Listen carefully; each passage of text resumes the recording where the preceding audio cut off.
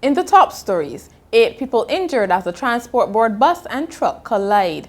A new website is launched aimed at getting Barbadians to eat healthy foods. And Barbados Pride are through to the NAGICO Super50 finals. Welcome to Nation News for Friday, January 22nd, 2016. I'm Natasha Beckles.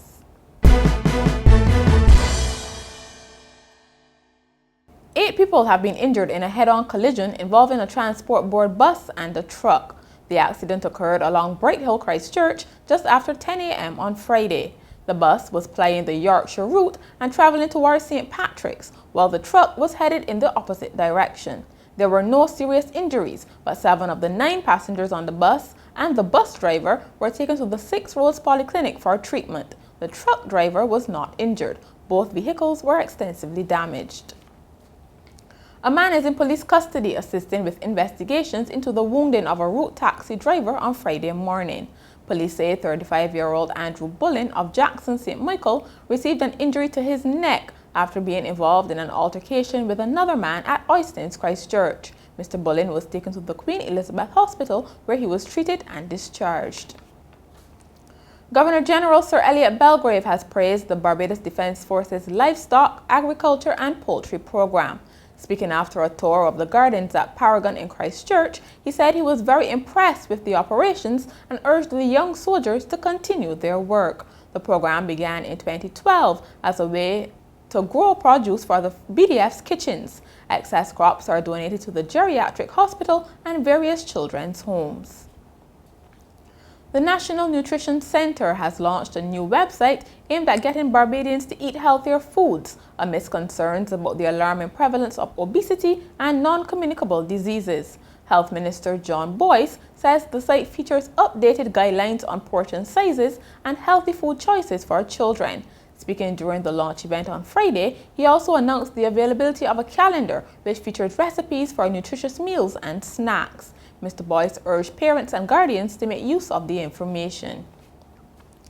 A lucky Barbadian has won $2,280,000 in Thursday night's Mega 6 draw.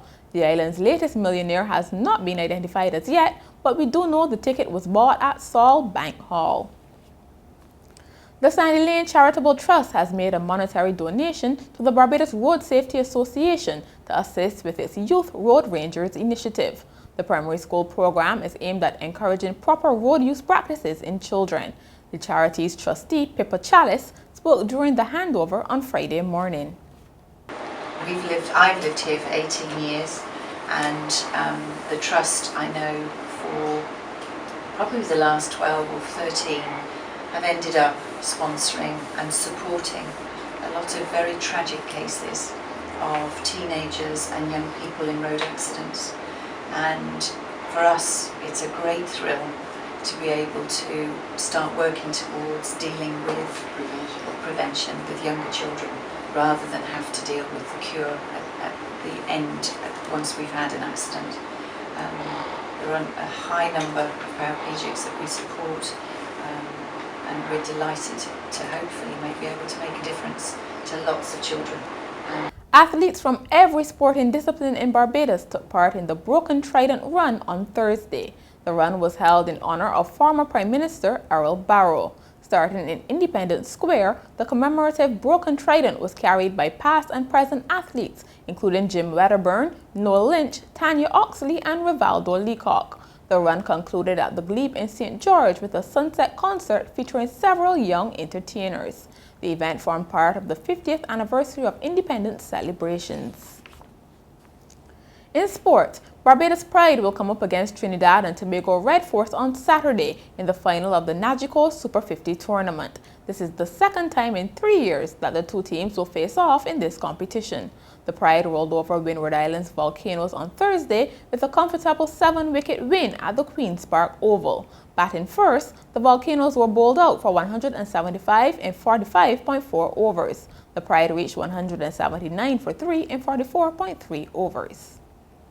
And finally, a Florida Keys homeowner was shocked to discover a crocodile taking a dip in his swimming pool early one morning. The animal, which was about 8 feet long, was found floated languidly in the shallow end of the pool. Officers from the Florida Fish and Wildlife Conservation Commission safely removed the crocodile and returned it to its native habitat. The American crocodile is designated as a federal threatened species, which lives mainly in brackish waters of South Florida and the Keys. And that's Nation News for Friday. For more news, log on to nationnews.com as well as YouTube, Facebook, and Twitter. Remember to pick up your papers over the weekend or subscribe to our e-paper. And look out for the Weekend Buzz a little later. Thank you so much for joining us.